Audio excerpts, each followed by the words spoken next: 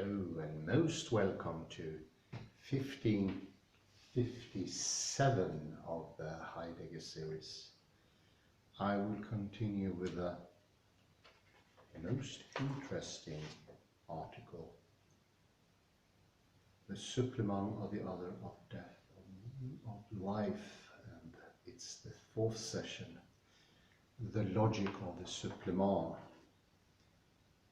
And we've been looking closely with the help of Jacques Derrida into Jacob, the biologist, and found out that there is some sort of essential vitalism going on in his thinking, that he hides on the corner, it is marginalized, it is out there peripherally, but being so peripherally, it becomes even more essential.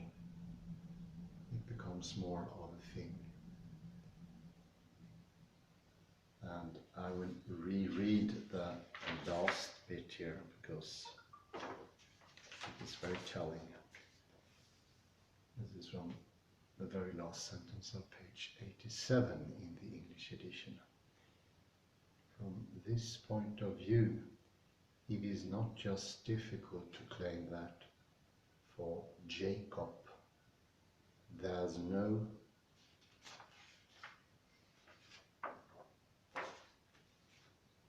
essence of life. Indeed, quite to the contrary. He seems to be saying in a traditional way that life is the essence, the capacity to produce, reproduce oneself from the inside, an intrinsic property. That it is, in this sense, more essential than the non-living, that it integrates into it.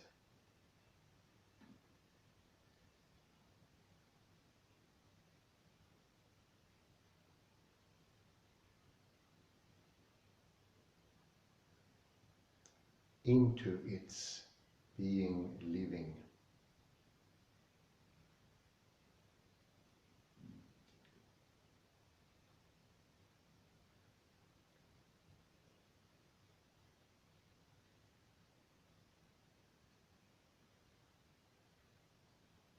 If life had no essence, that would be because it is the essentiality of essence, being more essence than the rest.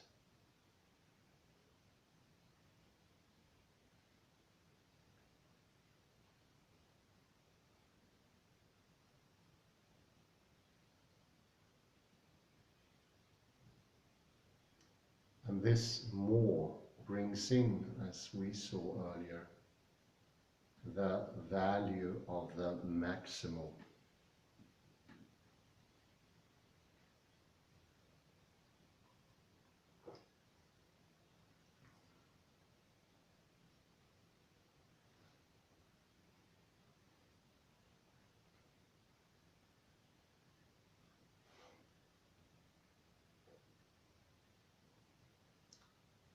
It links these claims to a very classical discourse on essence, the one that in Aristotle relates dynamis to energia through efficient and final causes.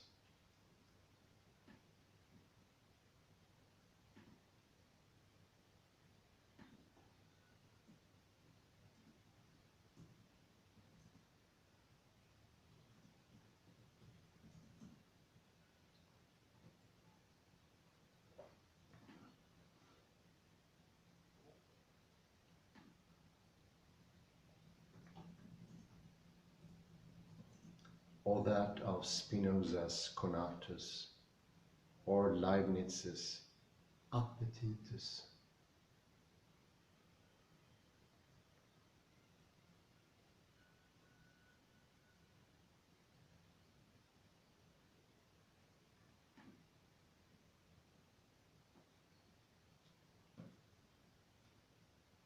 But it is obviously Hegel's discourse.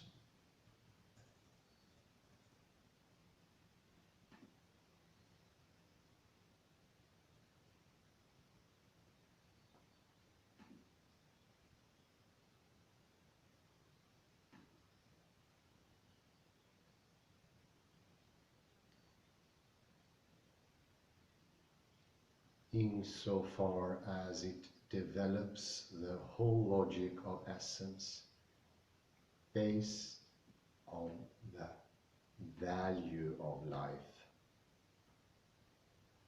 that here seems the closest.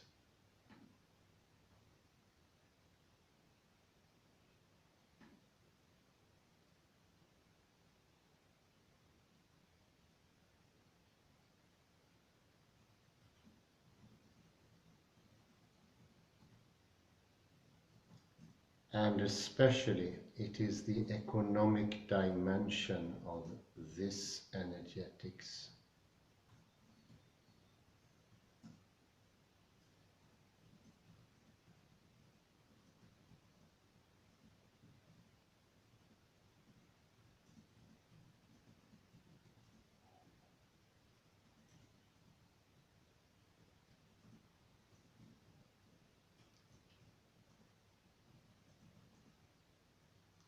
That is going to bring this discourse into the proximity of Nietzsche's discourse,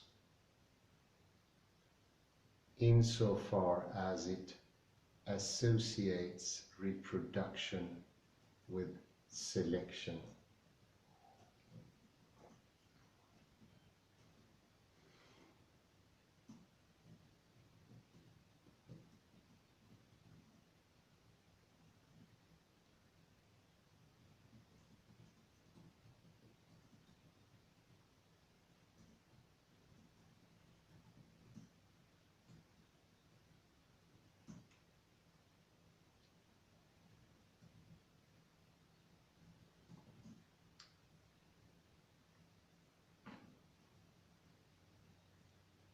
Time and again, Jacob shows how the logic of the living, as the logic of reproduction, precisely is by this very fact selective, a logic of selectivity.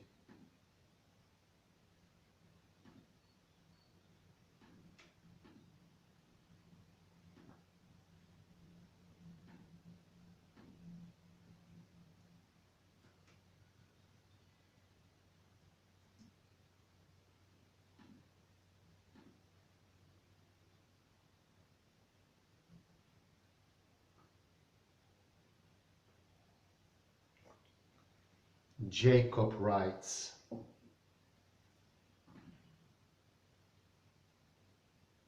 the very concept of selection is inherent in the nature of living beings,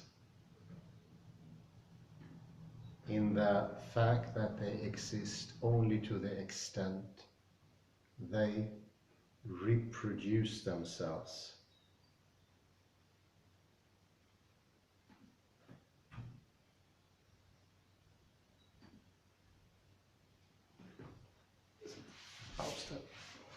Reproduce themselves. Each new individual, which by mutation, recombination and addition becomes the carrier of a new program,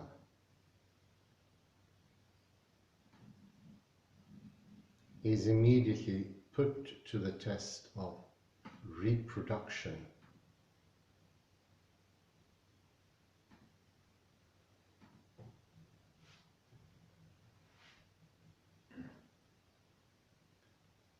if this organism is unable to reproduce itself, it disappears.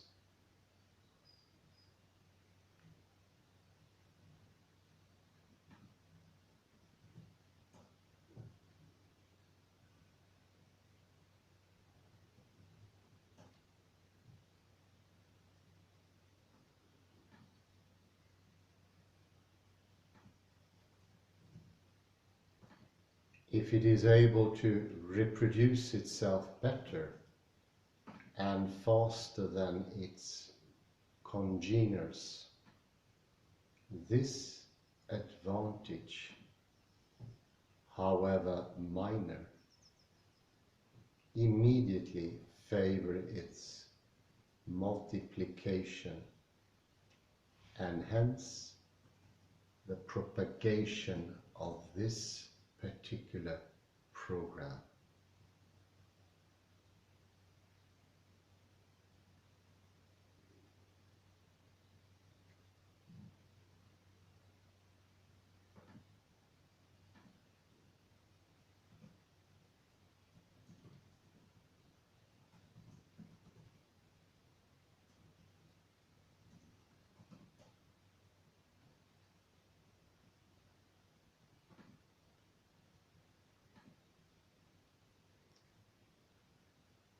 If in the long run the nucleic acid text seem to be molded by the environment,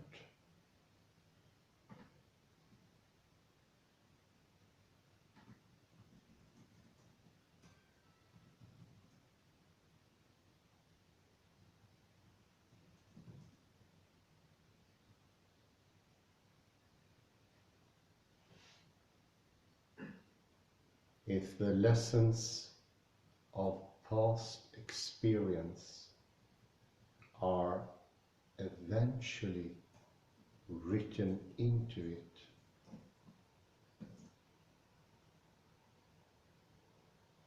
this occurs in a roundabout way through success in reproduction.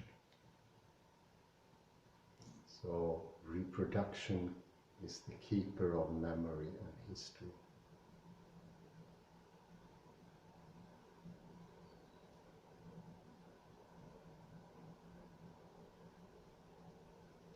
But only what exists reproduces itself.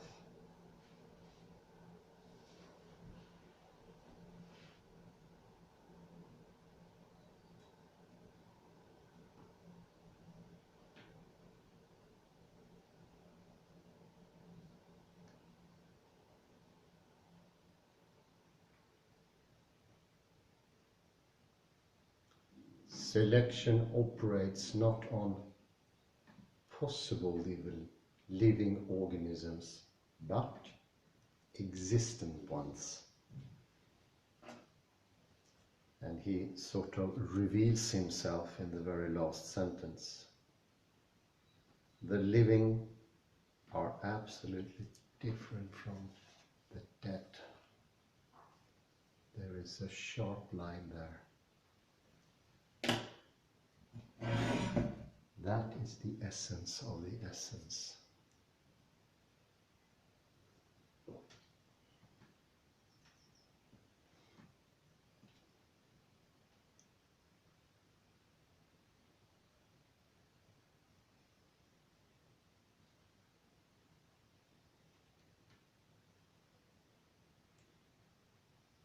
That there is no reproduction without selection, or selection without reproduction.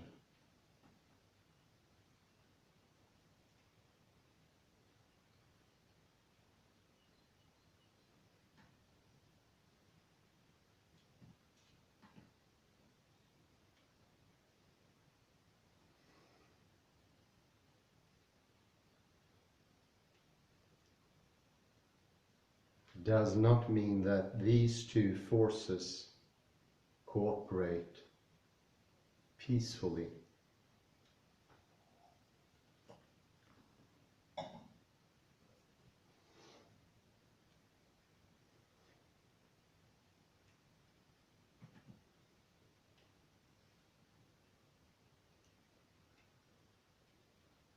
On the contrary,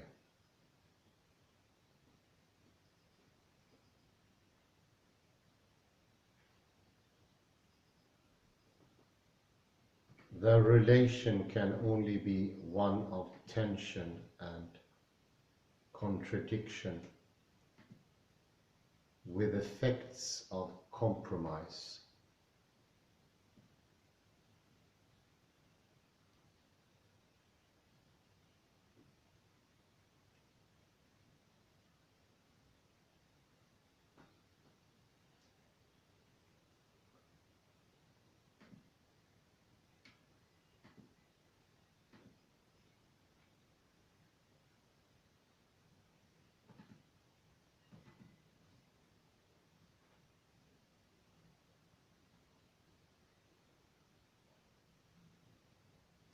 The deviation, écart of a mutation, can be reproduced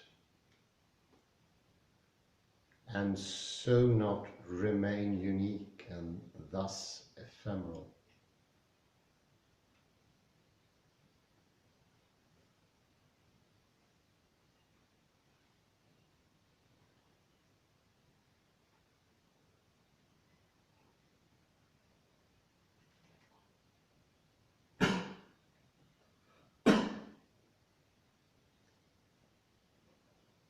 Only to the extent that it limits itself and conforms to certain conditions of reproduction, of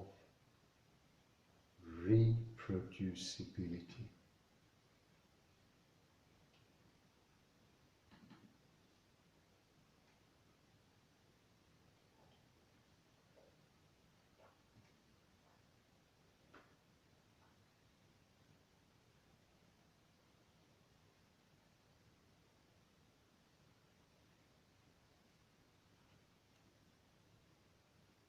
An absolute deviation, an absolute monstrosity, does not even relate enough to itself to reproduce itself, to divide itself and resemble itself in another copy of itself.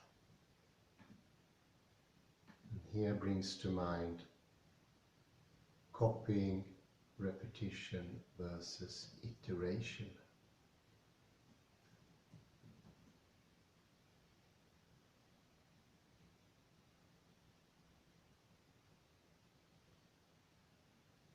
The relation to the self of self-reproduction is the general form of what comes to limit the deviation or mutant by giving it at the same time the chance for reproduction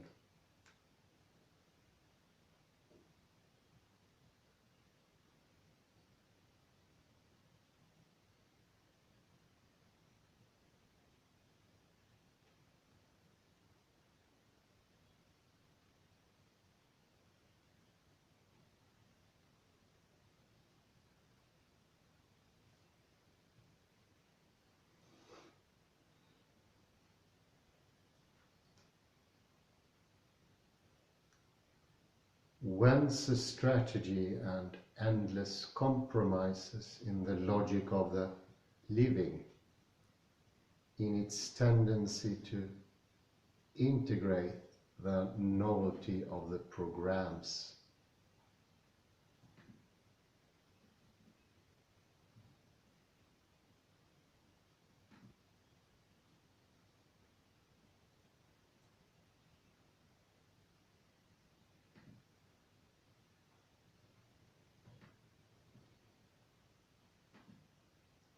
A novelty that must be new enough, disseminating enough to ensure maximal propagation and reproduction,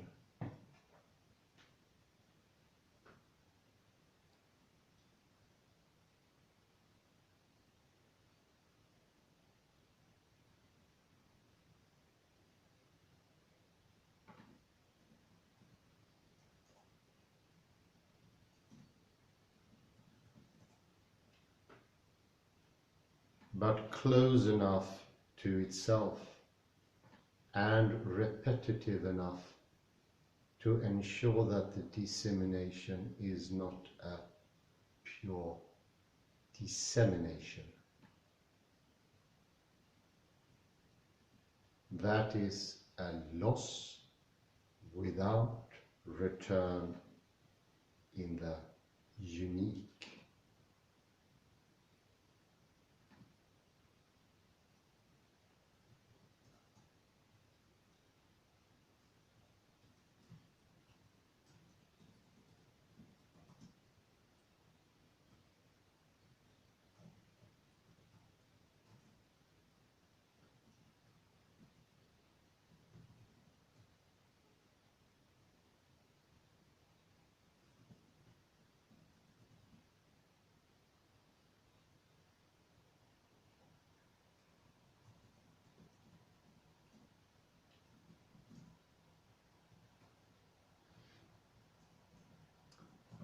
Later, we will come across this same economy of dissemination in relation to viruses.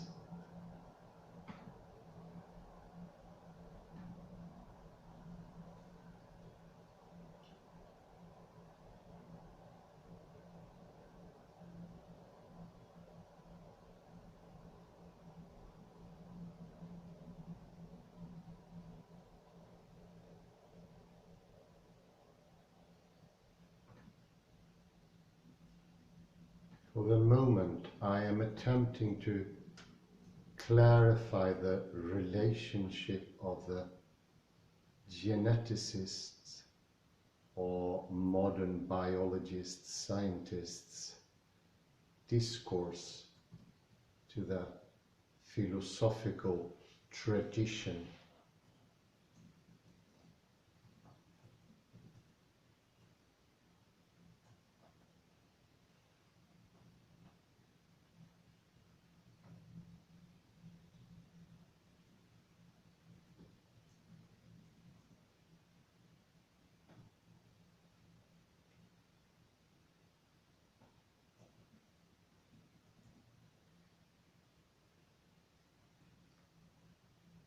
Debt and unrecognized dependence.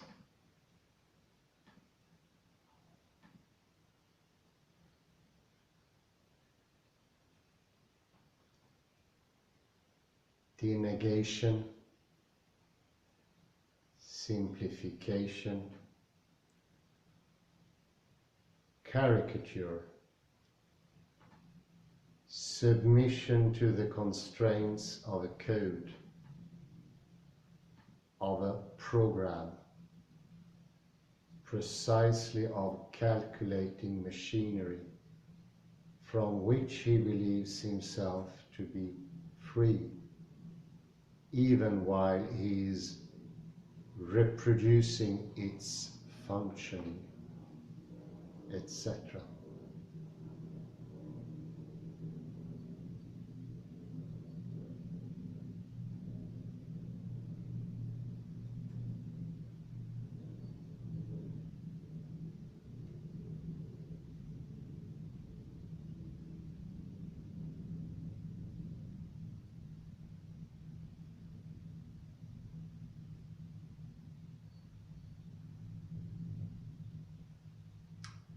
In referring very rapidly and one right after another to Aristotle, Leibniz, Spinoza, Hegel and Nietzsche.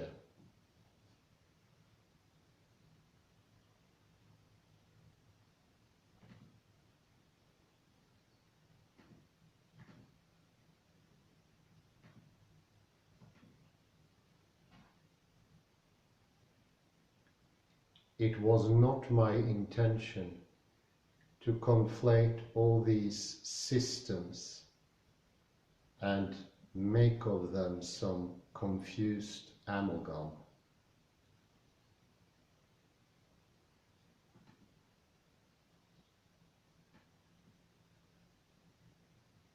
but simply to note very quickly that the discourse of modern genetics was making less of a break with these classical philosophies than it appeared or than was claimed.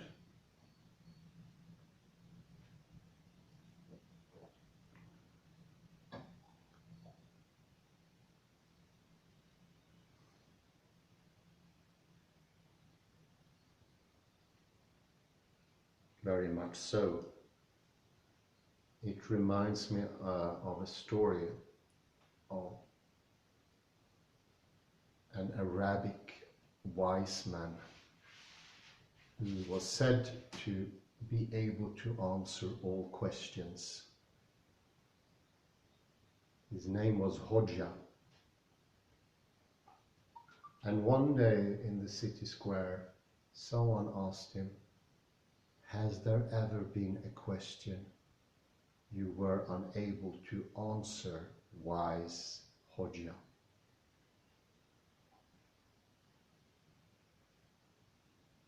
Only once, Hodja answered. It was that time when my friend found me inside his safe at the middle of the night and asked me, "What are you doing here?"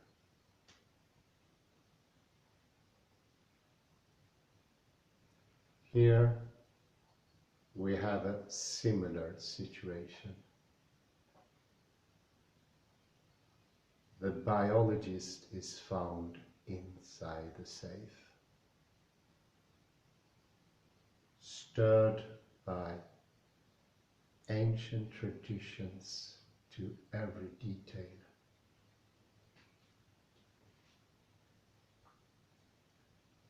There was no break with the classical philosophies. It was a claim of the same thing, but the break never came.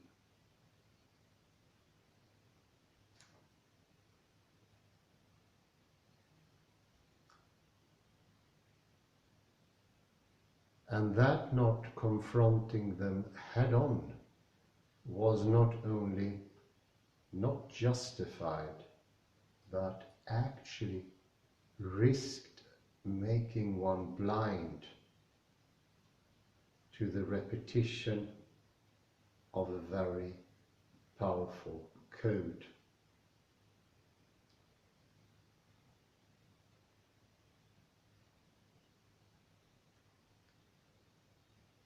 Itself, the effect at some level of the logic of the living.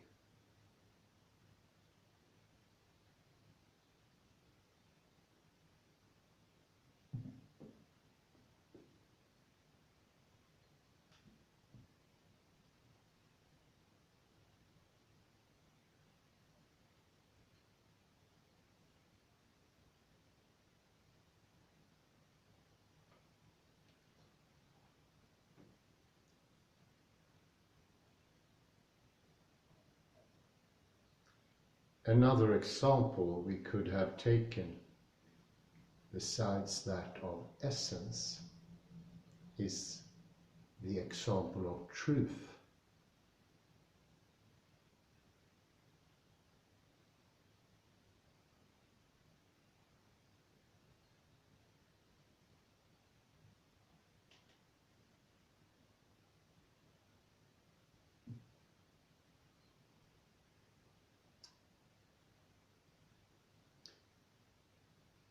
In one of those statements that almost sounds like an advertising slogan for theory from the 1960s.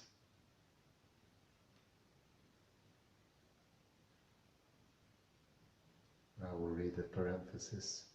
It is true that there are fewer of these in Jacob than in Monod.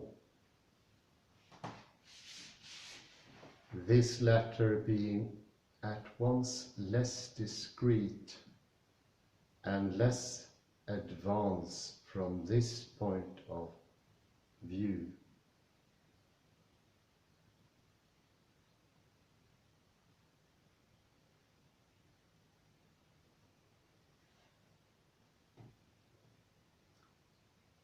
In one of these slogans, then, Jacob writes,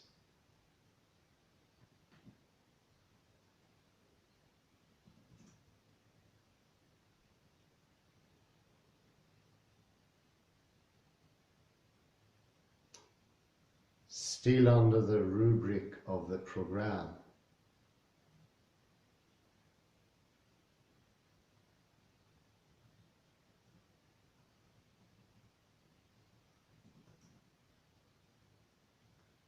biology is no longer seeking for truth.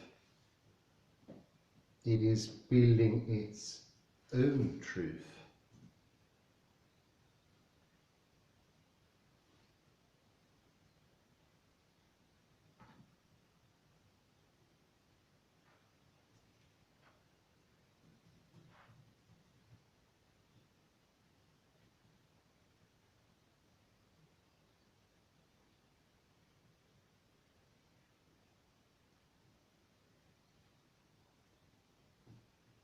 Like the other natural sciences, biology today has lost many of its illusions.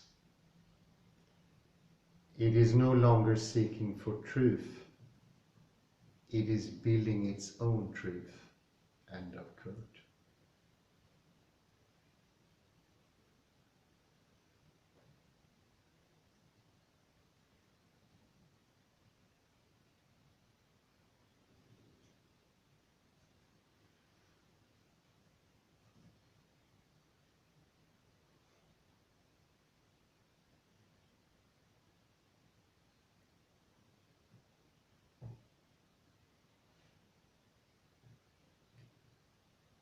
The implication here is that one,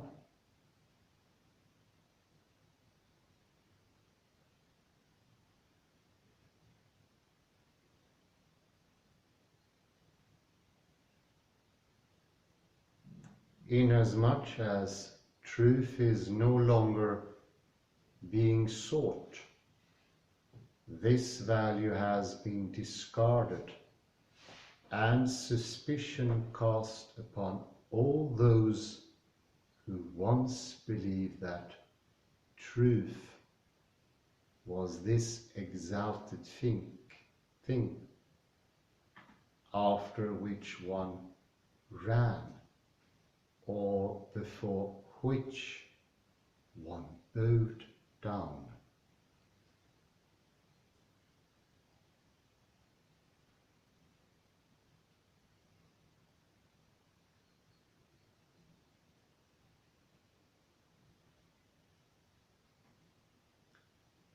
Why this caricature is acknowledged to be a simplification. What we just read with regard to essence, with regard to the history of the integron,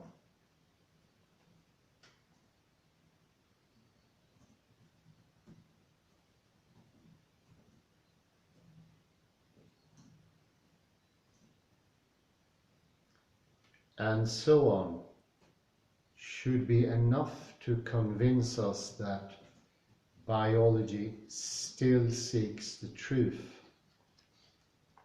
of life and as life, as livingness in the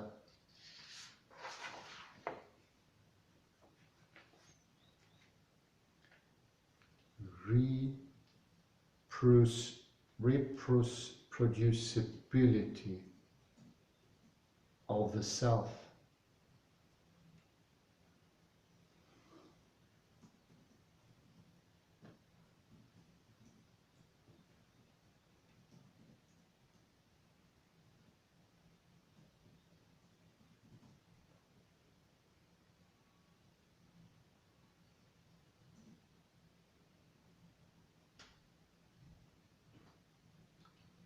As for the formulation, it is building its own truth.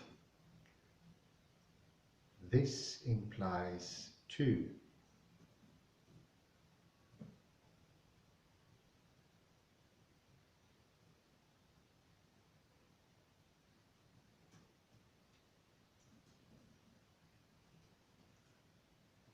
that truth can be appropriated,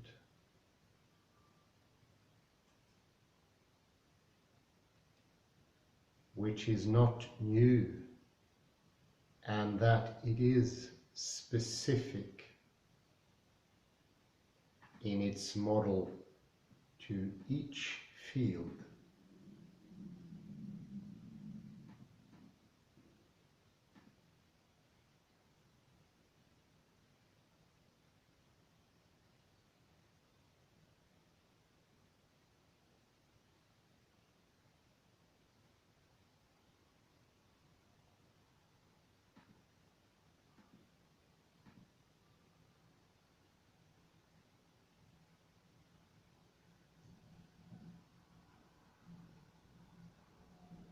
But we have never had more reason to doubt this specificity than after reading and even approving Jacob, who insists on the necessary and integrative cooperation between biology and the other natural sciences. First of all, on the fact that, I quote,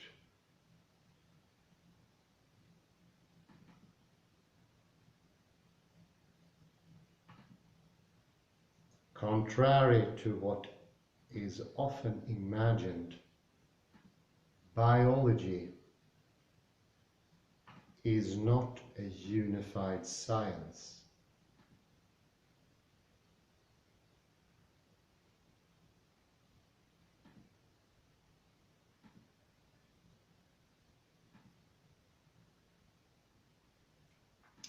The heterogeneity of its objects,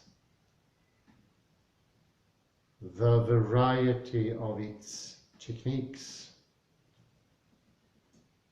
and the divergent interests of its practitioners all lead to a multiplication of disciplines.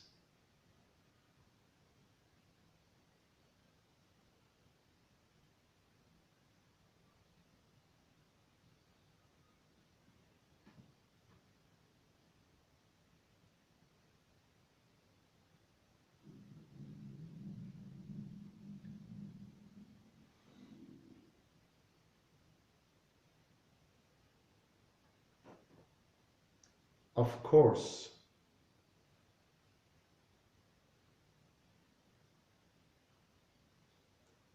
one would be able to respond that the appeal, which is indispensable, as we saw, to the physico-chemical sciences, is not necessarily in contradiction with the specificity of biology.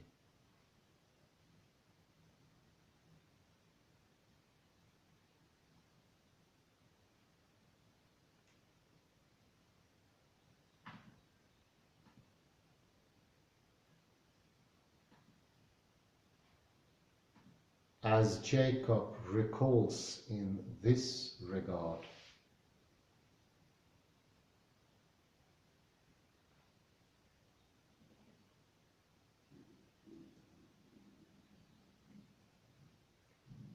this does not at all mean that biology has become an annex of physics.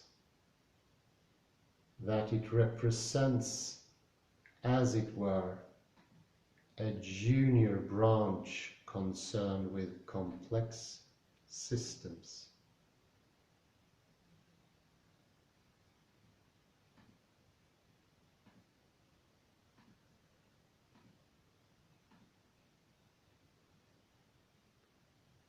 And indeed,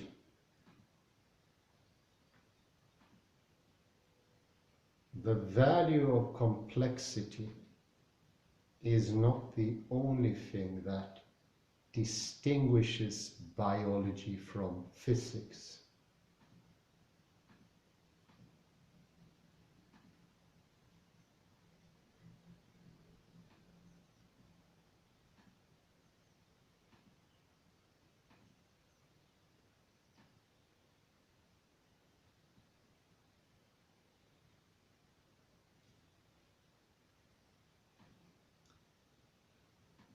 What also comes into play here is a new structure of the field of objectivity.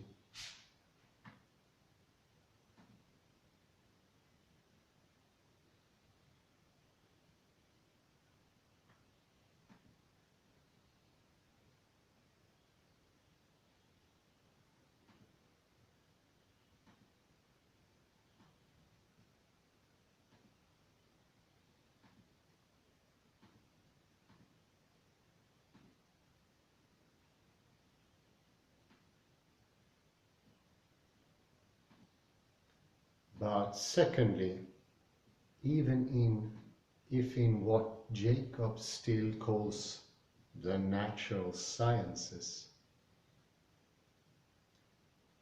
even if then in what Jacob still calls the natural sciences, among which he still locates biology,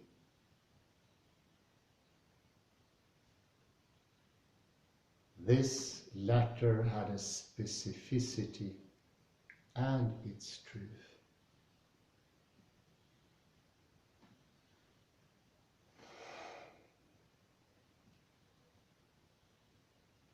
One wonders how.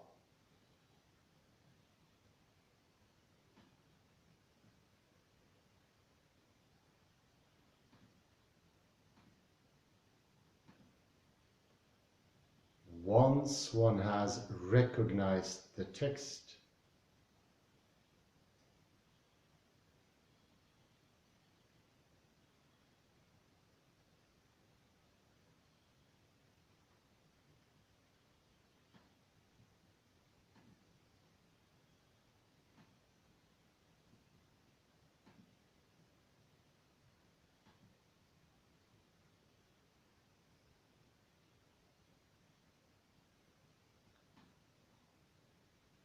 programming, information,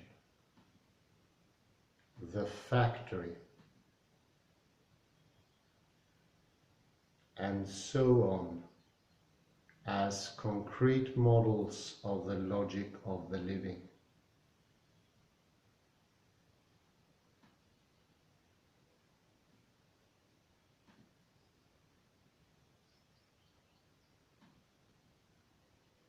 How then can one still oppose natural science,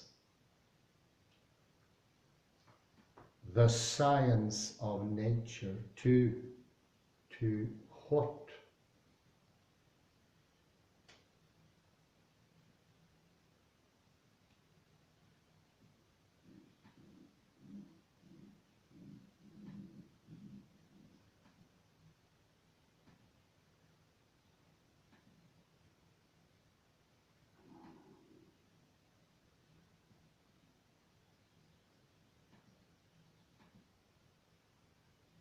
The science of culture, of society, of man, of spirit.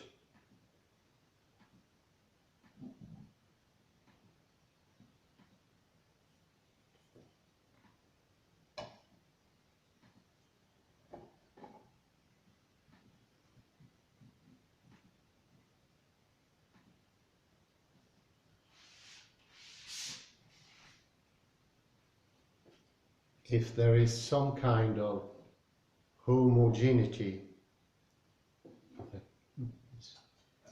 differentiated but of the same type, between these productions of the living being called man.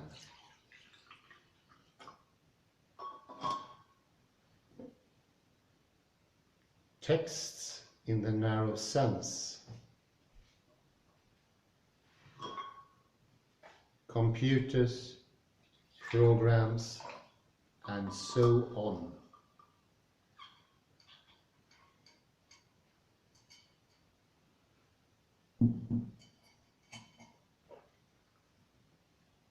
And the functioning of genetic reproduction,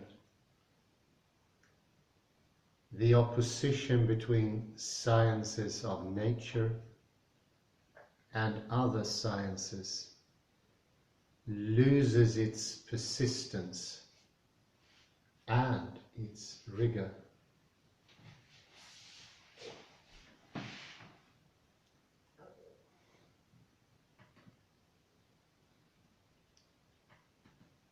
And one wonders whether biology can still claim to construct its truth.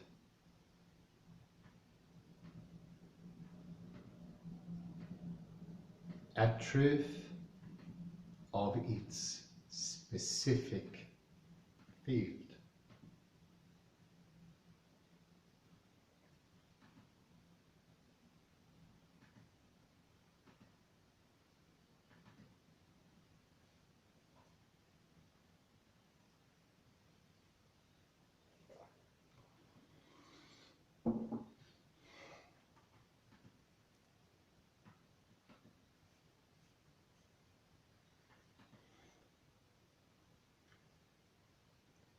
I said at the beginning that I wanted to put into some kind of organized relation the logic of reproduction and the question of the model.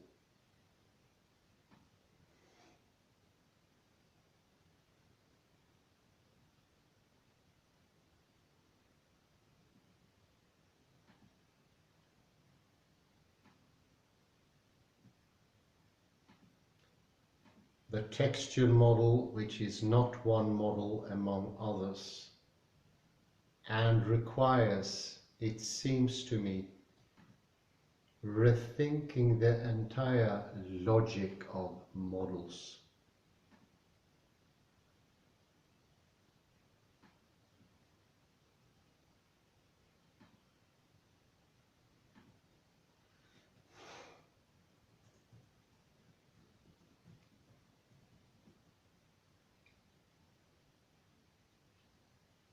This will lead us, though perhaps not today, to appeal once again to what I elsewhere call the graphics of the supplement or supplement.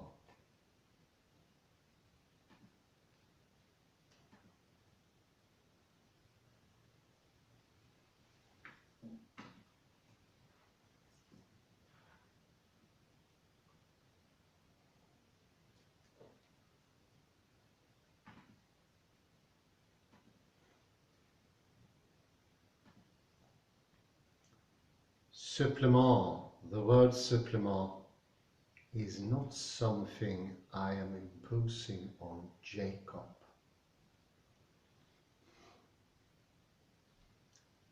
It comes up repeatedly in his book, and not by chance.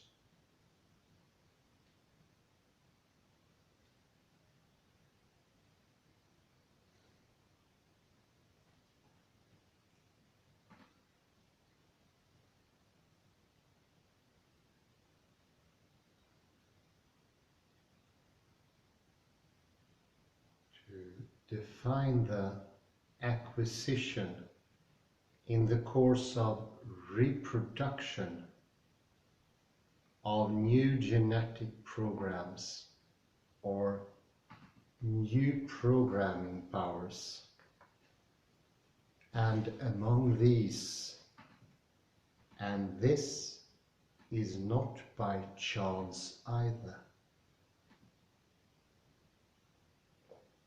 even though chance is on the program.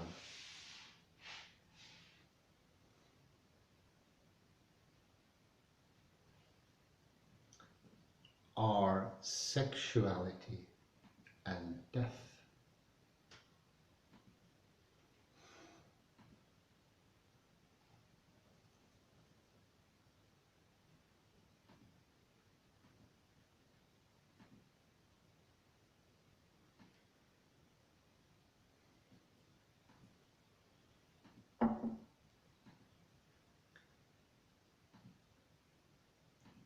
In the history of genetic programs and of reproduction,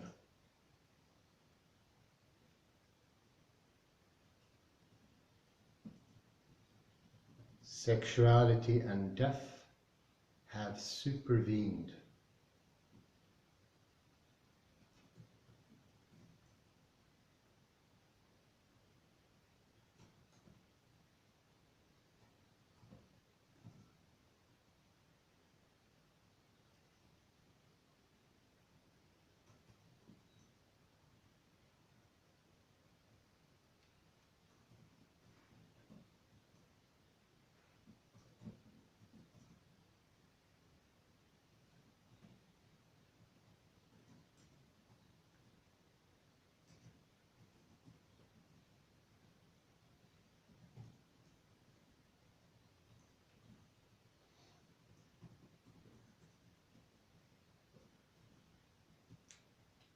That is to say, they have happened.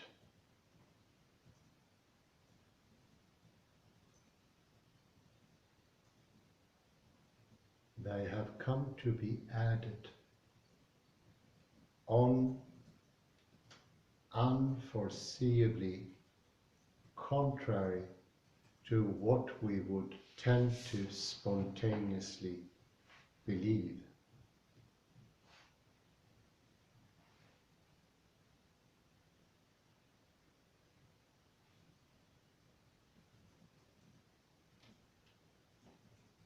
Note that Freud, in Beyond the Pleasure Principle, recalls this same fact, and we will have to read him from this point of view.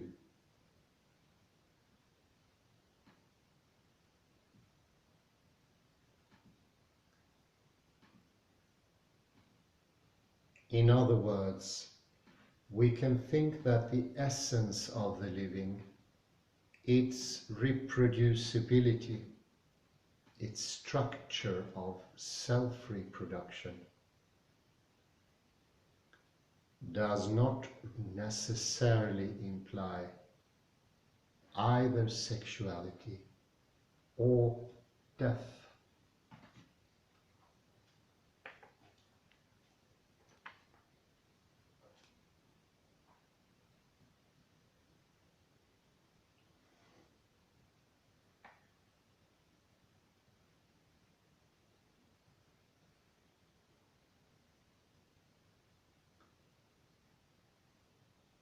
How do sexuality and death supervene upon it?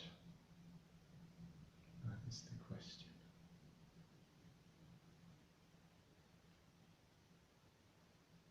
How are these accidents, these accessories, integrated into the essence of certain living beings, that is, as internal properties?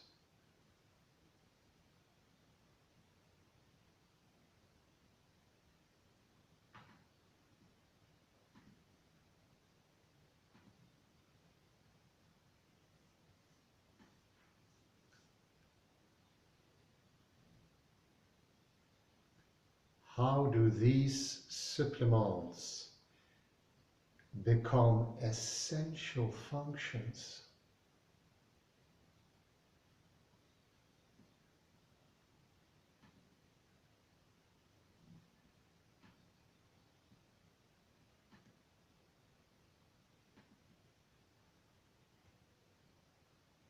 We will have to wait until next time to take on these questions.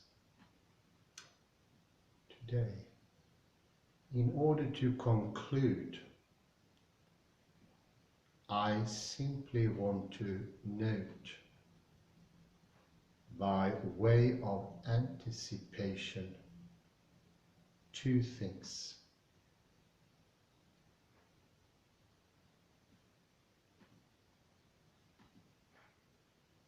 One,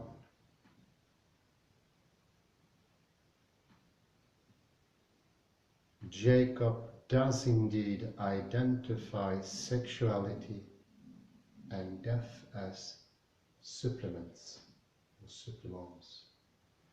Accident, superfluous, auxiliaries.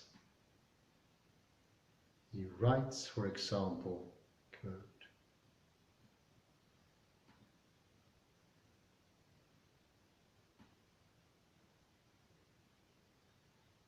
but the two most important inventions are sex and death.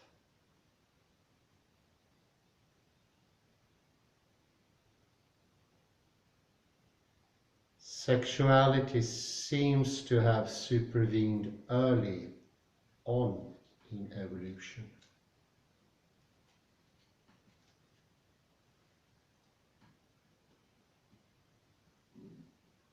At first, it was a kind of auxiliary of reproduction.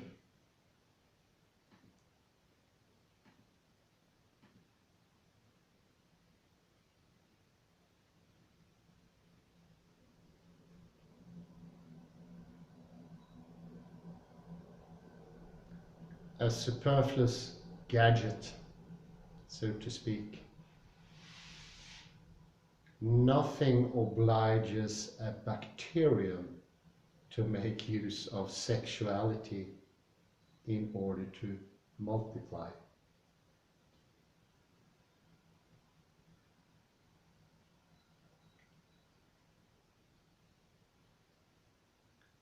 It is the necessity of resorting to sex as a reproductive device that radically transforms the genetic system and the possibilities of variations.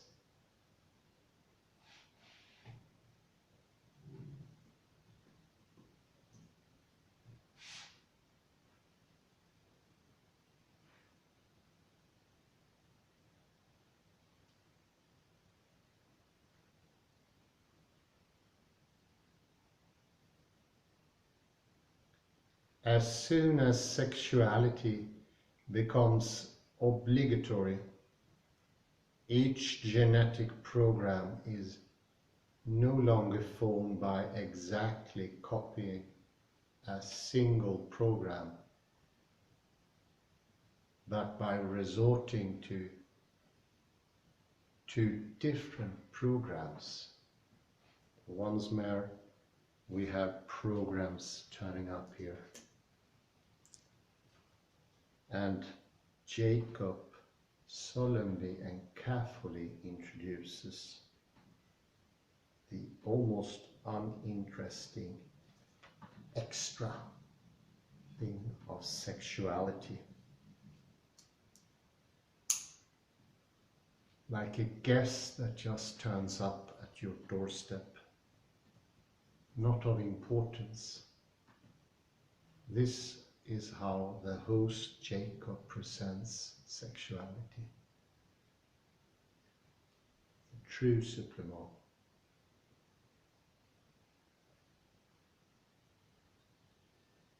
In other words, reduced to its minimal definition,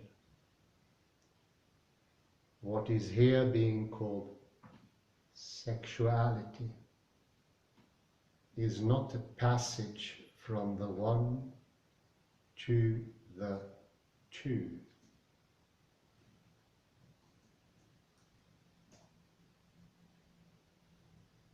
From the one dividing itself into two, but the passage from the copy of one by two to the copy of two by one.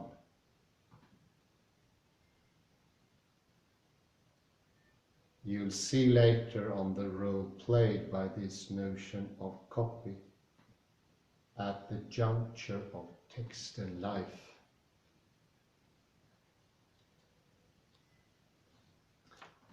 This surnumbering,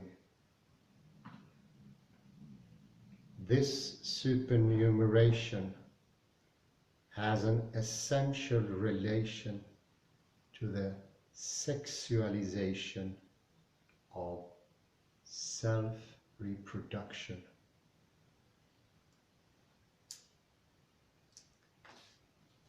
So clearly and gallantly, Derrida discovers these guests turning up at the doorstep, the supplements, entering into the context, the text. And they are not playing merely auxiliary roles. The supplements will turn out to be essential. And as I indicated here, it is the essence of the essence, the kernel of the kernel,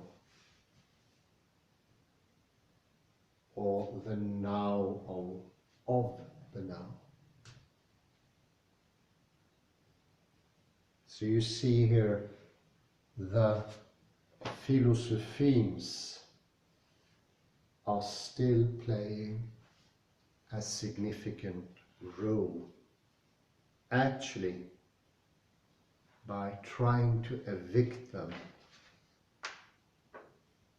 The heritage of Aristotle, Leibniz, Spinoza, Hegel, Hume, I would add, have actually become stronger, more essential, as to be on the surface obliterated. Are they participating as guests?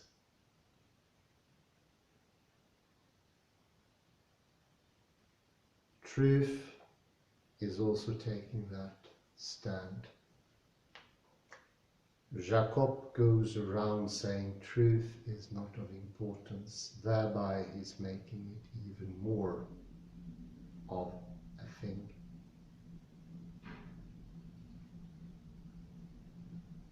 One take on that is, from what position is Jacob when he, in some panoptic Conway, can look at the whole of biology and be the judge that there is no truth immanent, as in the old ways.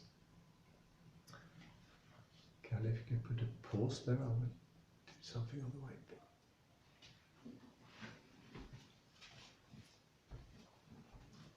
So now we're getting into the description of the session, the logic of the supplement.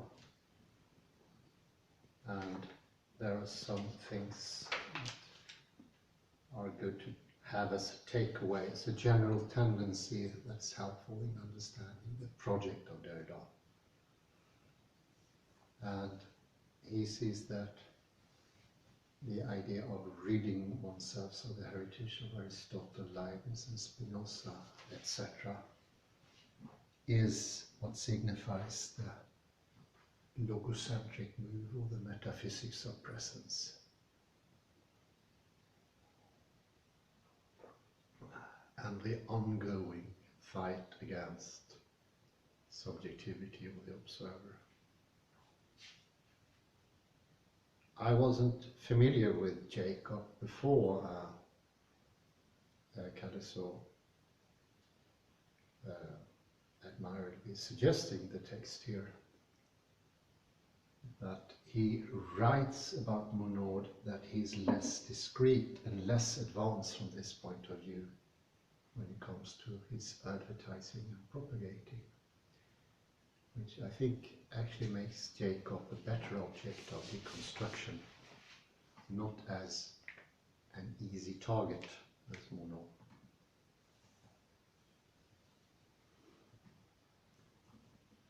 I do like the quote. Like the other sciences, biology today has lost many of its illusions. It's no longer seeking for truth, it's building its own truth. And that strikes me as sounding very humble.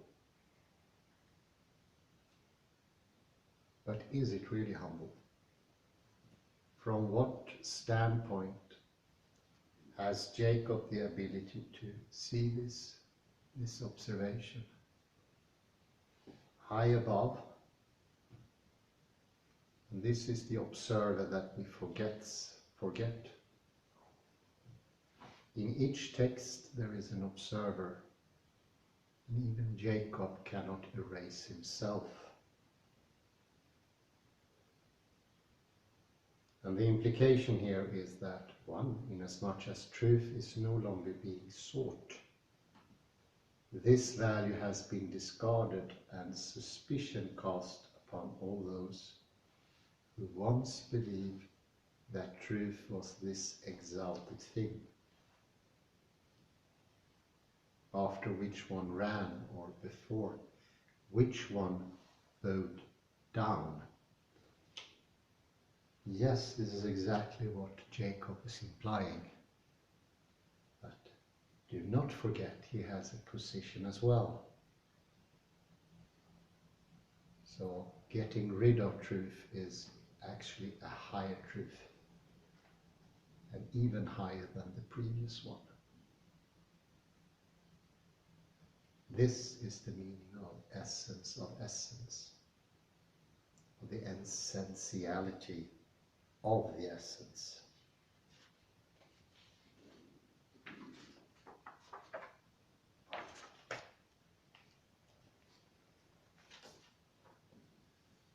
It's like a discussion friend I used to have who always concluded that this is not my opinion, this is just how it is. That was on a rather brutal level, the same thing, not as eloquently put as Jacob, but essentially the same thing.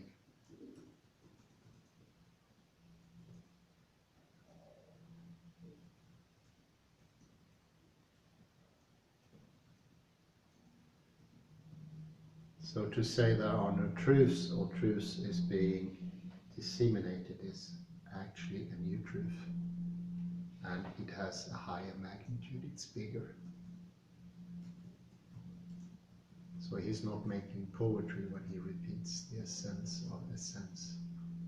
He's actually making a very specific point.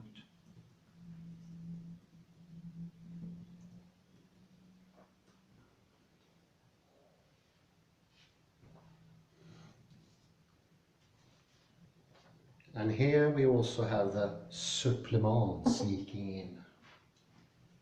And I don't know if this is visible, should I maybe move this? It is movable, the whole structure. We see it, yes. So this is how I depict it. Under the light, you can imagine sunlight, or maybe even better, a fluorescent light. And I depicted the essential as a dartboard. Sorry, cannot you move that one? And in a dartboard we have these different lines, and the closer you come to the center, the more essential it becomes.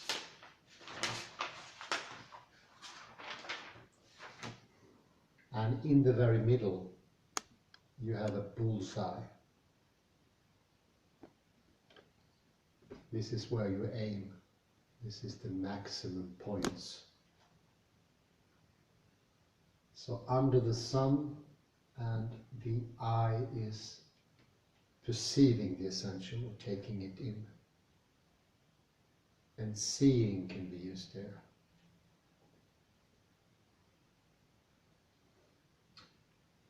And then I put this on the side.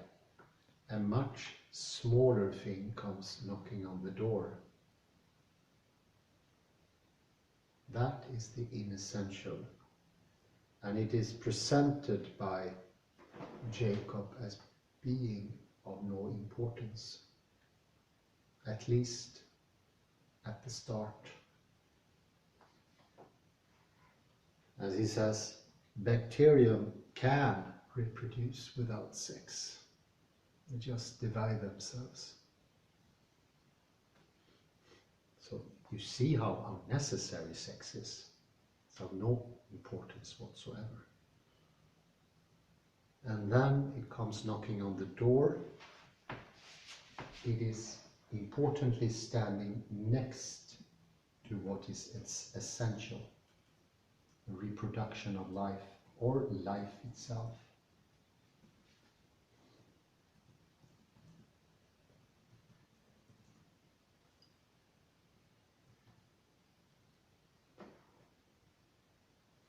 The copying process, the programming, what is at essence can still go on without sex. So it's inessential. I even put it in parentheses.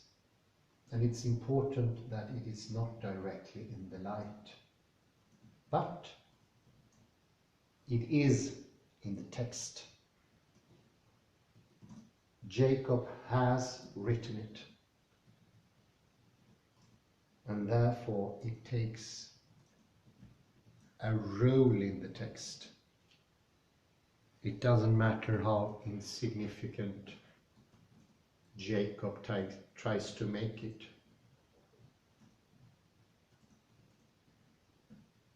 This is very similar for one of the Faulty Tower episodes, when the owner, Basil Fawlty, is encouraged not to mention the war. But by not mentioning it, it will become worse in the mind of Basil Fawlty and in the context. You cannot get away with this introduction in the text, Derrida seems to be saying. And he finds Jacob out. Acknowledging it, it's better, so it could be standing on equal footing in the text. Not marginalized. And as all marginalized things, they come to define the other thing, making life defined by the inessential. Maybe I can soften my hand. It's my neck, and it goes much easier.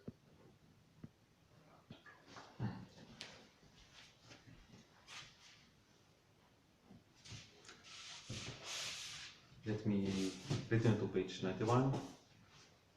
So Jacob writes, sexuality seems to have supervened early on in evolution. At first it was a kind of auxiliary of reproduction, a superfluous gadget, so to speak. Not to oblige a bacterium to make use of sexuality in order to multiply, etc., etc. And then Derrida speaks about the passage from the copy of 1 by 2 to the copy of 2 by 1. This here refers to sexuality. So you could perhaps compare it to the transmission of the biblical text. You have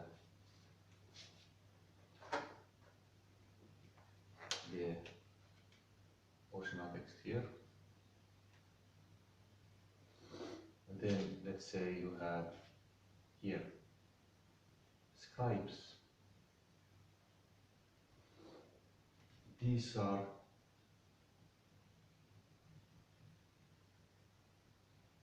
innately, they should be passive. Inessential. They should be inessential, they should be passive. Because their role is to only to reproduce passively, without pleasure. And what do we mean pleasure? That is sex in Jacob's metaphor or Jacob's text. That is without creativity. That any change is something negative. So we can say pleasure, creativity, they are bad. For, I would say, to all textual scholars. So they only want the one true original sense, one meaning, like in my text for Revelation chapter 3, they want the key of David. So David should be there. It should be supposed to be the original. The other variant with Hades, that is the, which you have only a few copies, that is something bad. So the scribe should only passively copy. So there is no possibility that could be right. So you could see this variant as a kind of creativity, if you don't want to see it as an original, or you could see it as a bacterium or death. This is already necessary in the system. So Hades, death, and sexuality is something negative. All scholars want a passive, mechanistic system. So this whole line to us should be as mechanic, static as possible. I think this is a horrible thought, that the scribe should be only a passive transcriber. Of course, it has horrendous, it sounds good that they are, so to say, true transmitters of the true original text. But then we forget about the medieval, beautifully illustrated manuscripts. Okay, of course you could say that the true essence is in the words.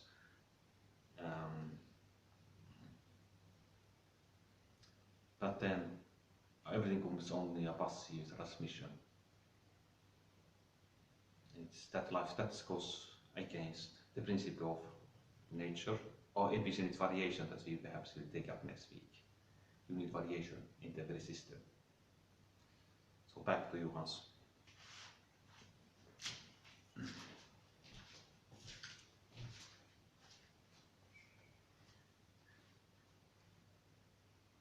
Look at that. Sharpening my hand.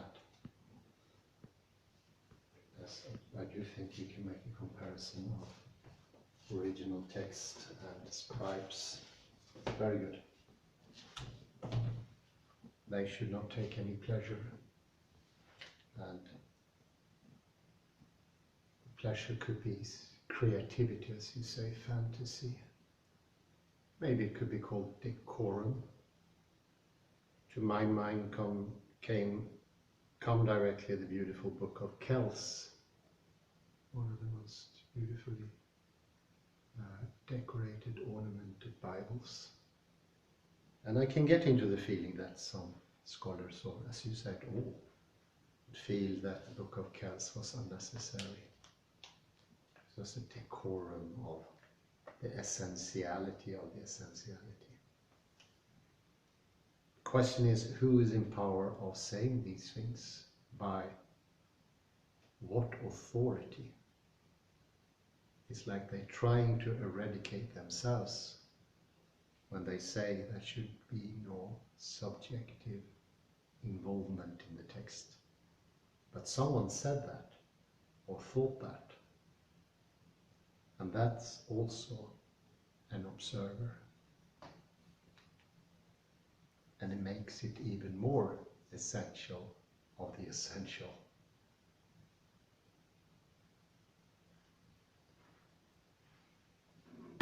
will continue a little bit with the text here, and you will see also that this turn, this way of doing things is very common. It is introducing something of an essence, and I will read the text by just a short bit about Brouwer and Weil. You don't have to know about them specifically, but this chap Brouwer, a Dutch mathematician, he does a similar thing actually with mathematics, and I will explain it so you have the supplement and difference from another area as well. First I continue a little bit here to get into more of a supplement.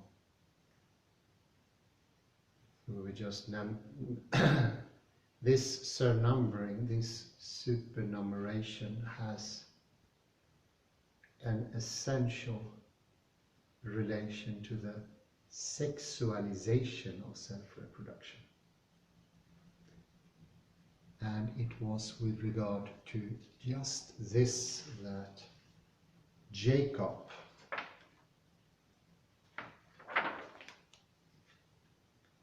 some 20 pages earlier had evoked the supernumerary. I read page 292 in the chapter Copy and Error.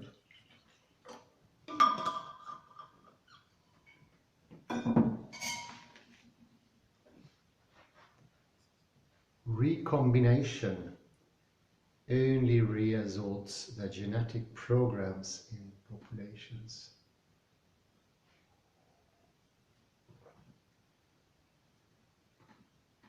It does not add to them.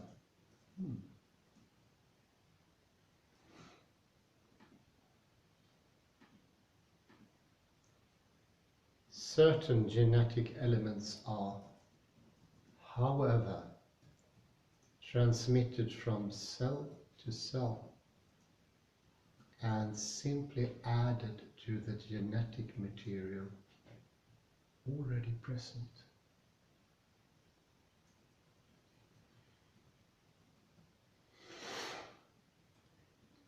These elements constitute, as it were, supernumerary chromosomes.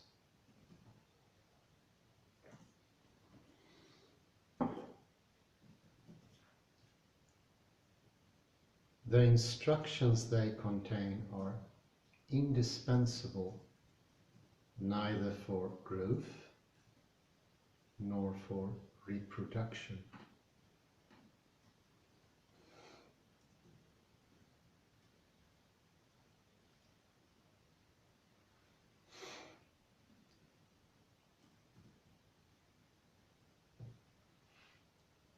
But this supplement, we hear from the exact word of Jacob, to the genetic text allows the cell to acquire new structures and perform new functions.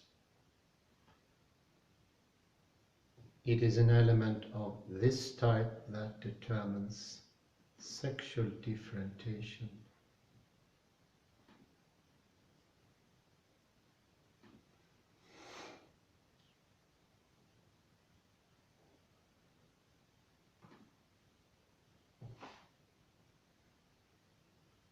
In certain species of bacteria, for instance,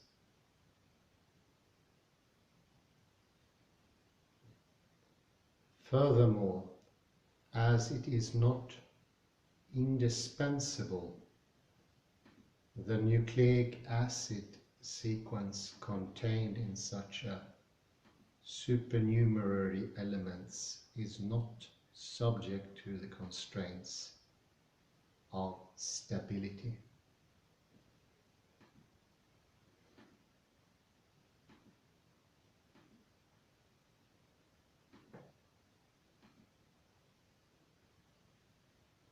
These elements represent a free supplement for the cell, a sort of reserve of nucleic acid text that can vary freely over the course of generations.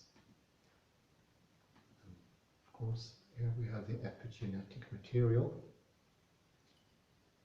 and I do need to make a comment here regarding the summary, although it might seem that in genetics and biology we accept a change of the original with mutation. The mutation is taken up into a new essential, and that is life. This is the higher original, and only seemingly it accepts difference. It's a clever trick, so to speak.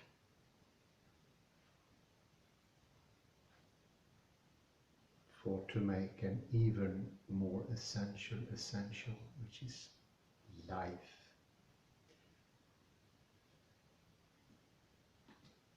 Jacob recalled that one used to believe, wrongly, in a necessary link between sexual reproduction and heredity.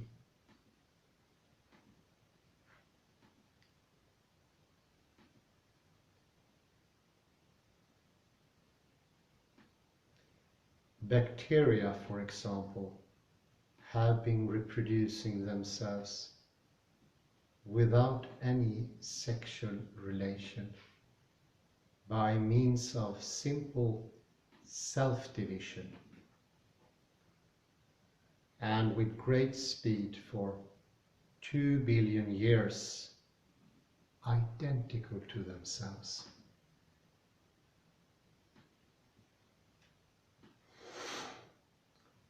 The bacterium's only goal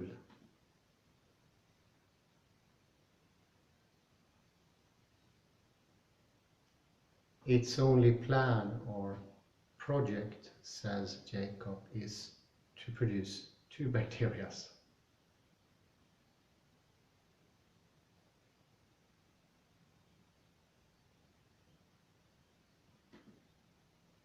And this is accomplished with an extraordinary fidelity, an extraordinary virtuosity.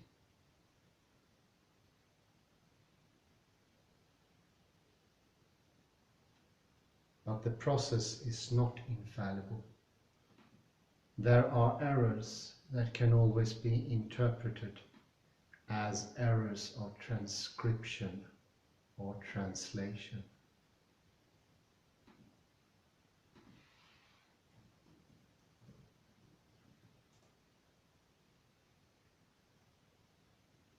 Errors that are faithfully, interminably recopied. There is a mutation, says Jacob. When the meaning of the text is altered,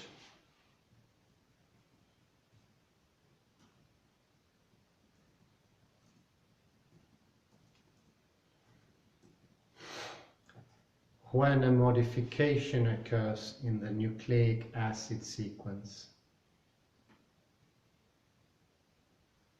prescribing a protein sequence,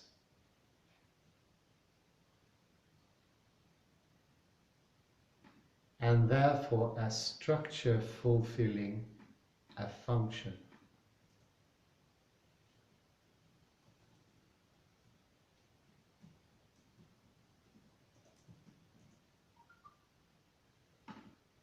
Mutations result from errors similar to those which a copyist or a printer inserts in the text.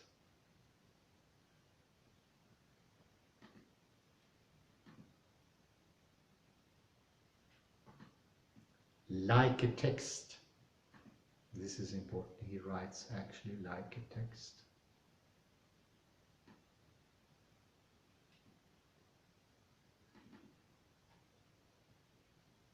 A nucleic acid message can be modified by the change of one sign into another, by deletion or addition of one or more signs, by the transposition of signs from one sentence to another, by inversion of a group of signs. In short, by anything that disturbs the pre-established order.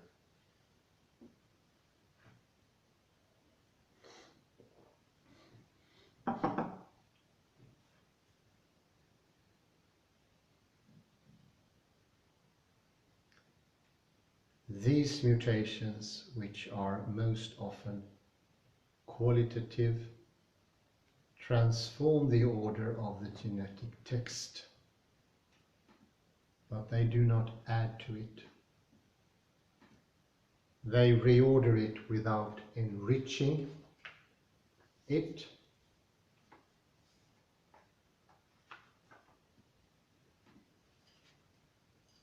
For example, the same segment can be recovered twice in the reproduction of a chromosome. An error that is similar, says Jacob, to that of a typographer who sets the same word or the same line twice.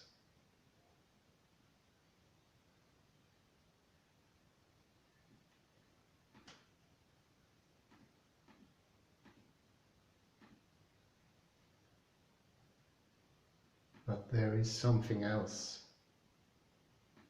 Some bacteria, says Jacob, have another way of supplementing their genetic program.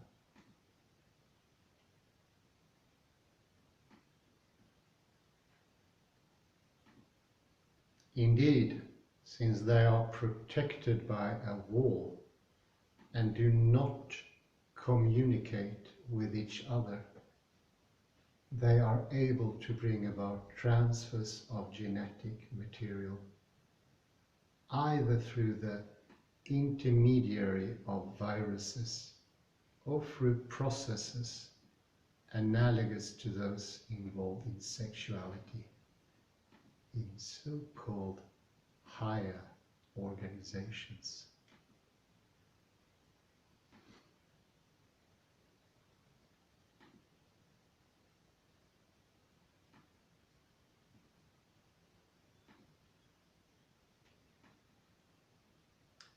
This might suggest, let it be said in passing, an analogy in function between viruses and sexuality.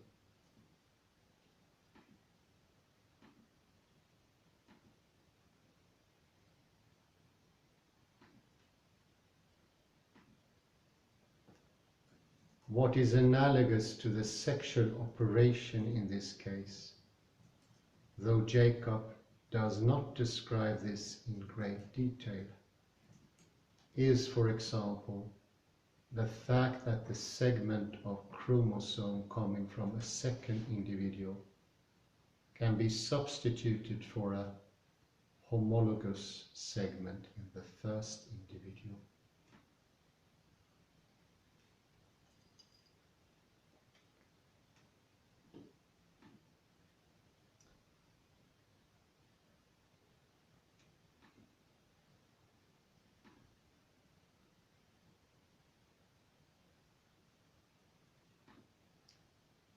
This is obviously already sexuality, inasmuch as two individuals are cooperating in the formation of a third, but it is not yet real sexuality, because it is the communication of a homologous segment of chromosome.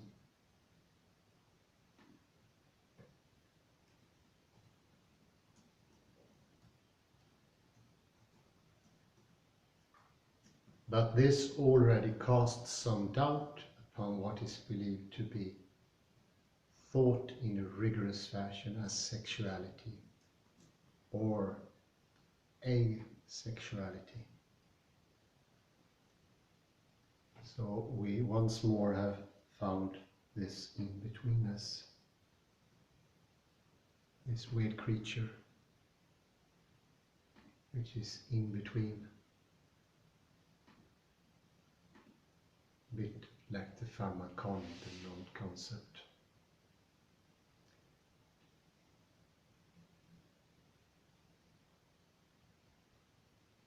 And when Jacob says real, véritable, véritablement, a method of reproduction for bacteria,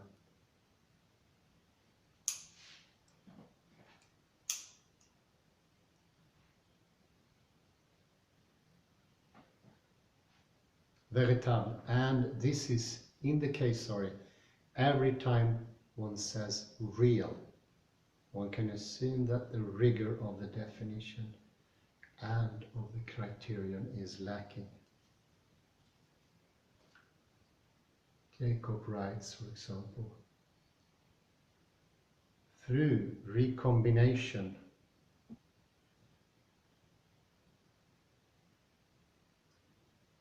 the elements of genetic texts, genes from different individuals, can be reassorted in new combinations that sometimes offer advantages for reproduction.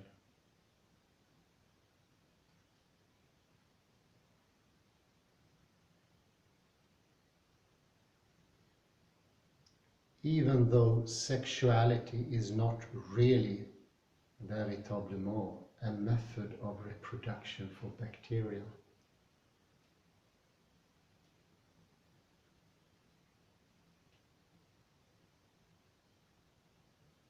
it nevertheless allows the different genetic programs of the species to be mixed with the resultant appearance of new genetic types.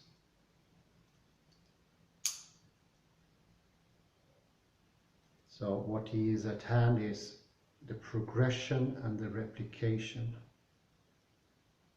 This can also be seen as an enumeration. You can think of it as putting 1, 2, 3, 4. I expand the idea of reproduction here to enumeration. And I would take up Brewer, who does a similar thing as Derrida, finding out these Leibniz, Hegelian, Aristotelian tendencies. Already 1 hour and 40. Well, for the next time then. It was so interesting. I'm just going to give you a teaser and we take it Monday or Tuesday. He looks at what is oneness, what is two-ness, and the conclusion is similar to difference. Instead of saying that one refers to one object, which already makes a complication, and two to two objects, it is more about the time difference, differ and difference, that makes one be the father of two, not a copy, not a replication. But that's for the next time. I'll take a pause and I do some scribbles on the whiteboard.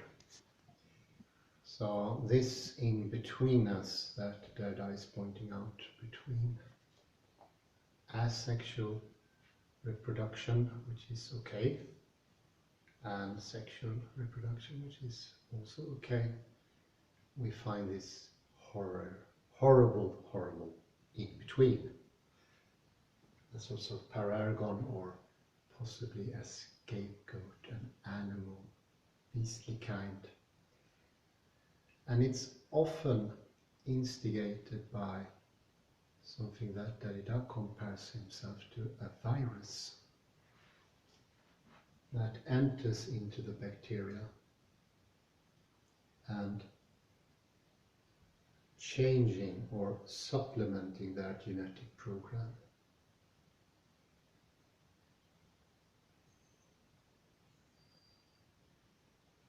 So we already have something that is an illicit, illegal in between. You see, the supplement is not that harmful, harmless.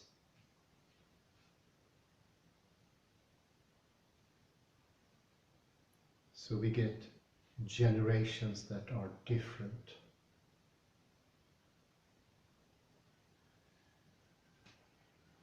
No longer is the duplication truthful.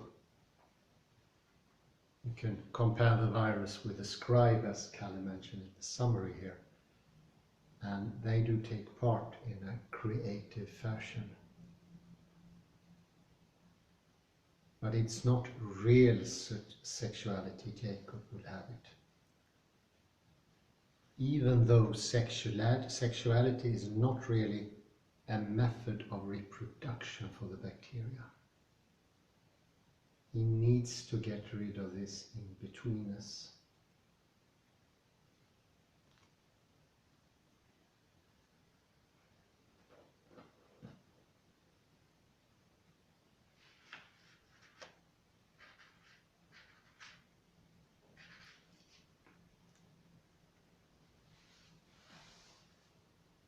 And he often repeats veritable, real. It's not real sexuality. It is something that comes in and disrupts the stability. This is what Derrida often call a decentering tendency in the text.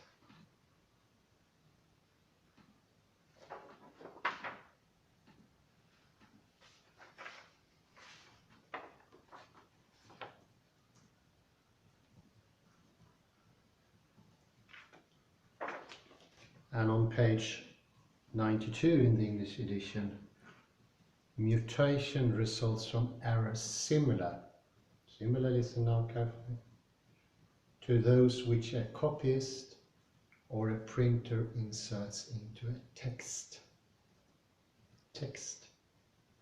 So we see where the idea or the gestalt is coming from. A nucleic acid message can be modified by a change of one sign into another, by the deletion of one or more signs, by the transposition of signs from one sentence to another, by the inversion of a group of signs. In short, by anything that disturbs the pre-established order. So this is an illegal reproduction. It has the in-betweenness.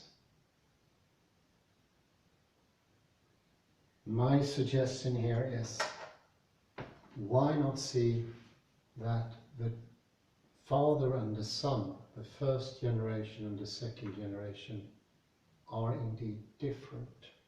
Another. There is a differ in time, temporality, and there's a different in place. And we do not need to add heritage or true copy or real life. They are all participating on the same level, in the same text. And then we are actually using the same analogy that Jacob himself is using. And then by a sudden, the supplement can be seen as something participating on an equal footing, just as it does in the text. Its role is very clear. Maybe a comment from you, Kalle, here? Yes. Yes, thank you.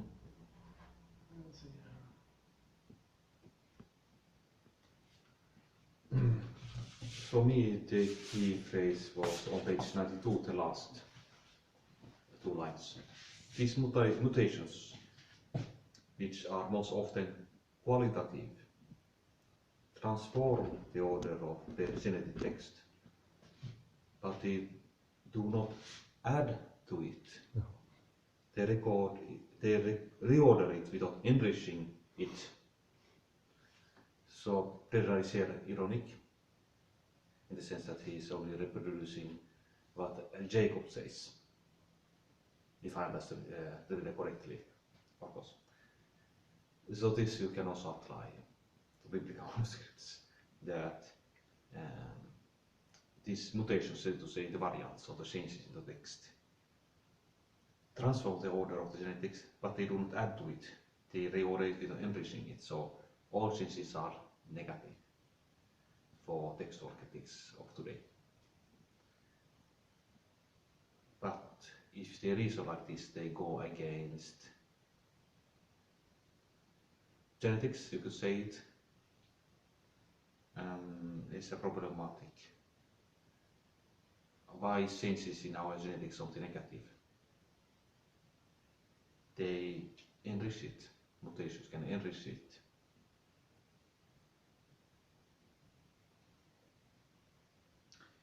So that's what I wanted to say. I could quote something else also. Page 93. Some bacteria, says Jacob, have another way of supplementing their genetic program. Indeed, since they are protected by a wall and do not communicate with each other, they are able to bring about transfers of genetic material either through the intermediary of viruses or through processes analogous to those in polysexuality in so-called higher organizations. This might suggest analogy in function between viruses and sexuality. So you could say that creativity is something good, sexuality is good, so things are not passive.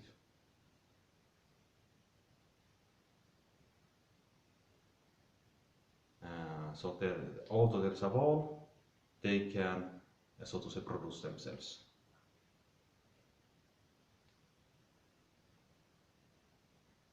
So we need to get rid of the idea of static reproduction in everything.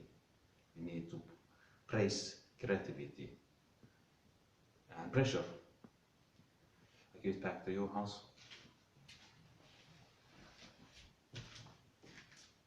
Well, yes, indeed. Thank you very much. Perfect. Yeah, what in my take, Jacob's trying to preserve is the true origin of life here, and this in-betweenness disrupt the order, decenters it, because it's not sexual and it's definitely not asexual reproduction. He wants to keep things in order, and this is why the reason he adds véritable, véritablement many times, to put it as a discerning definition to help preserve the, and I would say the original in his text is life as an essence. So it can change, yeah, but it needs to be the same reproductive life in one way only.